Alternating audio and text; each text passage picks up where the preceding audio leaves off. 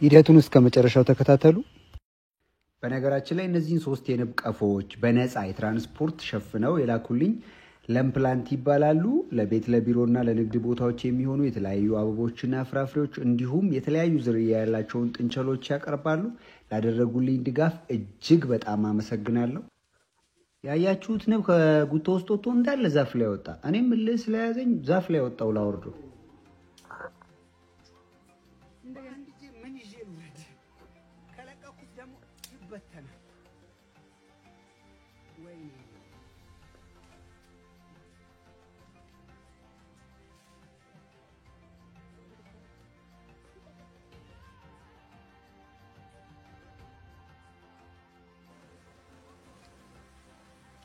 በምታዩት መልኩ ንግስቷን ፈለግ ለማድረግ ሞከርኩኝ፣ ግን አላገኘኋትም።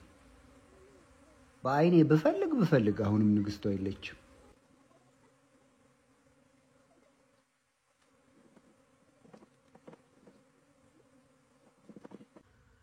ስለ ንብ አንዳንድ ትምህርቶች ልስጣችሁ። ንብ ዝንብ አይደለም። 12 ደቂቃ ፍለጋ በኋላ ይኸው እቹት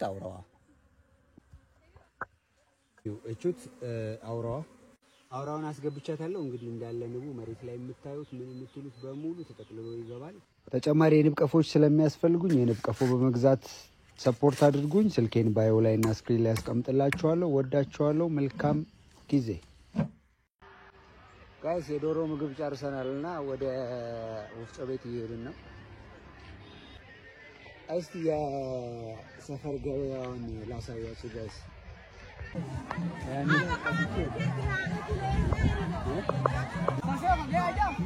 ቦሌ ፋላ ዱማ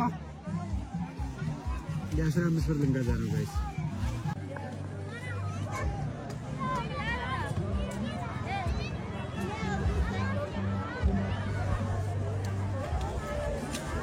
ሰባት ኪሎ በ175 ብር ገዝቼ ወደ ቤት እየሄድኩኝ ነው ጋይስ። ነጭ ላብ ማለት ይሄ ነው እንዴ?